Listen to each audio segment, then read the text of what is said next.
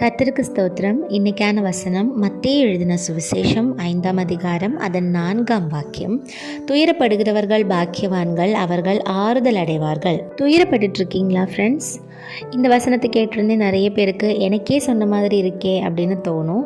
நீங்கள் துயரப்பட்டு இருக்கீங்கன்னா உங்களுக்கு சீக்கிரமாகவே ரொம்ப பெரிய ஆறுதல் கிடைக்க போகுது. பைபிள் சொல்கிற எக்ஸாம்பிள்ஸ் பார்ப்போம். புதிய ஏற்பாடில் நம்ம ரத்தப்போக்கு, அதாவது ப்ளீடிங் உள்ள ஒரு உமனை பார்க்குறோம் இல்லையா? அவங்க இயேசுவை பார்த்த உடனே அவங்க இயேசுவோட ட்ரெஸ்ஸோட ஒரு ஓரத்தை மட்டும் தொட்டு அவங்களோட உடம்புலேருந்து அந்த வியாதி அவங்கள விட்டு மொத்தமாகவே பறந்து போயிடுது இல்லையா?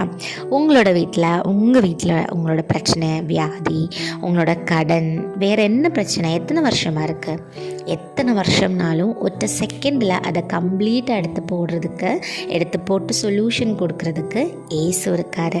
அவரை நோக்கி கூப்பிடுங்க, ஒரு செகண்ட் போதும், எல்லாமே மாறிடும். Praise the Lord.